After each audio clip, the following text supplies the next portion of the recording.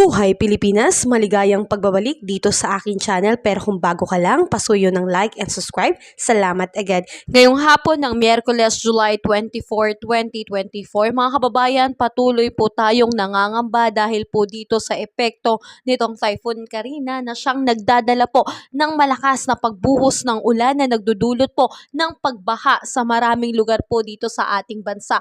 At kalimitan po ito ay nasa Luzon, Visayas at ilang bahagi po ng Mindanao. Kaya ngayong araw at ngayong hapon din po, nakataas po ang red warning level dito po sa may Zambales, Bataan, Metro Manila, Rizal, Bulacan, Pampanga, and Tarlac. Kaya ingat po tayo mga kababayan kung kailangan na pong mag-evacuate dahil sa taas ng pagbaha sa mga low-lying areas, gawin na po natin upang tayo po ay maging ligtas. Mahirap na po kung kailan po sobrang taas, tsaka pa po tayo lilikas mga kababayan. So red alert na po, warning po yan sa mga nabanggit kong lugar. Samantalang asahan din po na naka-yellow warning naman din po dito sa may Cavite, Bataan, Laguna, Nueva Ecija, and Quezon. Kasama po dyan ang General Nakar, Infanta, Real, Mauban, at Sampaloc po. So asahan po ang pagkakaroon po, prone po sa pagbaha, lalo na po sa mga bahaing area.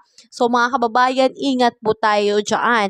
At asahan din po na makakaranas din po ng bahagya hanggang sa maulang panahon dito po sa may Quezon, kasama ang Candelaria, Dolores, San Antonio, Sariaya, Tiaong, Tayabas, Lukban, Lucena, Pagbilao, Agdangan, Alabat, at Timonan, Buenavista, Bordeos, Calawag, Canatuan, General Luna, Gindayangan, Gumaca, Jumalig, Lopez, Macalelon, Malunay, Padre Burgos, Panukalan, Patnanungan, Perez, Pitogo, Plaridel, Pulillo, Quezon, San Andres, San Francisco, San Narciso, Tagkayawan, at Unisan. So mga kababayan, asahan po ang pagkakaroon ng tuloy-tuloy na pag-ulan, maaaring tumagal ng 3 oras po dun po sa mga lugar na aking nabanggit. So mga kababayan, patuloy po tayong mag-ingat dahil hindi po biro ang binubuhos na lakas ng ulan nitong Typhoon Karina.